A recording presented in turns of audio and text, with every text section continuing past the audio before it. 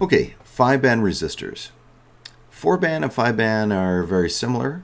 You use the same principles. There are some rules that the rules stay the same, but because we're adding an additional band, it does make us change the way we're going to calculate it. So same thing, we have a first most significant digit, we have a second most significant digit, but now we have a third most significant digit. Then the fourth band is going to be our multiplier, and then the fifth band is our tolerance. Now it does get a little bit strange for the multiplier and the tolerance. The multipliers will remain the same unless, of course, the multiplier is a gold band or a silver band. If it's a gold band, we're going to multiply our first three numbers by gold, 0.1. And if it's silver, this band here, if it's silver, we're going to multiply it by 0.01. And then the tolerance is, this is my tolerance here. You're not going to find a black tolerance, so that's marked out. So tolerance, if you have a brown tolerance, is 1%, 2 for red, which makes sense. Brown is 1, red is 2. And then green is 0.5%, blue is 0.25, and violet is 0.1. So these are considered a precision resistor, and you're going to see what I mean by that because they're going to be very, very precise. So let's take a look at the first one here. So brown. If we look up here, brown represents the number 1, so I'm going to place a number 1 right there. And then the next one we've got here is a black. Black, we know it represents 0, so it's our first most significant digit. Second most significant digit. Third most significant digit is black again. So that's going to be 0. Then we get to our multiplier. And our multiplier in this case is black. There is no multiplier. So it's just like multiplying it times 1. So we're not going to put anything in there. And then our brown represents, in terms of our tolerance, it represents 1%. So our overall resistance for a brown, black, black, black, brown would be 100 ohms plus or minus 1% tolerance. Okay, let's take a look at the second one here. So we've got red represents the number 2. Brown represents the number 1. Red represents the number 2. Orange is our multiplier, and orange represents how many zeros? Well, it represents 3 zeros. So 1, 2, 3. And red represents the tolerance of 2%.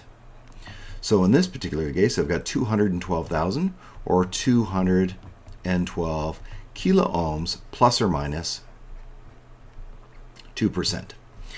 Next one, let's take a look. So red, again, represents the number 2. Blue represents the number 6. Green represents 5. Now we've got gold, and I said the gold as a multiplier is 0.1. So what we're going to do is we're going to take 265 and we're going to multiply it times 0.1, which is going to give me 26.5. Now we look at our tolerance, brown. Brown is 1%. So I've got 26.5 plus or minus 1%. So fairly easy. Let's do this one here. Okay. Orange represents the number 3. Blue represents 6. Red represents 2.